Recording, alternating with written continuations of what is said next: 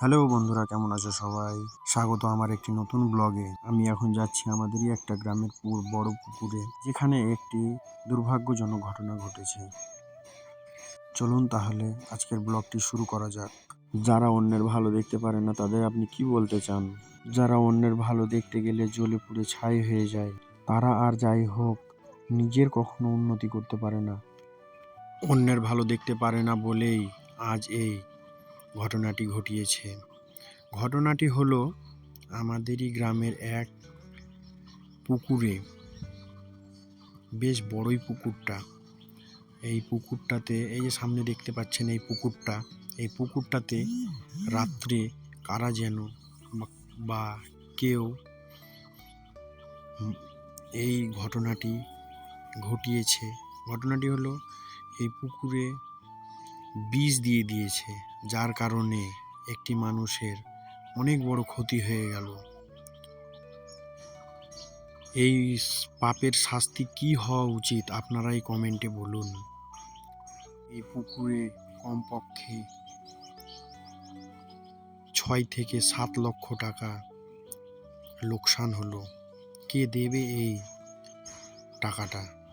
এই যে সামনে দেখতে পাচ্ছেন, ইনি সম্পর্কে আমার দাদু হয়। ইনারই পুকুরে বীজ দেওয়া হয়েছে। তার কথাই ভাবুন একবার, কি কষ্টের মধ্যে দিয়ে যাচ্ছে। সামনে দিকে এতগুলো টাকা জলে চলে গেল। সামনে দেখতে পাচ্ছেন বাগান, কত লোকজন এসেছে। এটা কি ঠিক হয়েছে? এরকম ঘটনা কি আপনাদের এলাকাতেও ঘটেছে? ঘটে থাকলে অবশ্যই কমেন্টে জানান। এই সেম ঘটনা আমাদের সাথেও ঘটেছিল। সালটা যদিও মনে নেই, তবুও একটু একটু মনে পড়ছে। 2011 থেকে 2012 সালের দিকে। তো ওই পুকুরটা অতটা বড় ছিল না বলে আমাদের অতটা ক্ষতি হয়নি। ছোট পুকুরেও অনেকগুলো মাছ ছাড়া ছিল। এই একই ঘটনার কারণে আমাদের আরও 4টি পুকুর ছিল। এই ঘটনার জন্য বিক্রি করে দিয়েছিলাম আমরা তখন।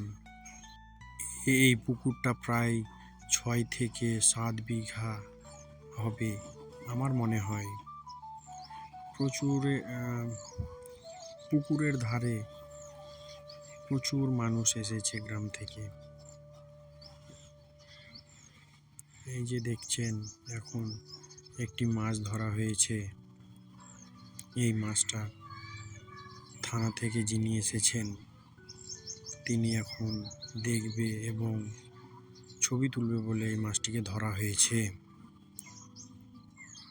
যার হাতে দেখছেন এখন মাছটা, ইনি পুকুরের মালিক বা লিজ নিয়েছেন অন্যের কাছ থেকে।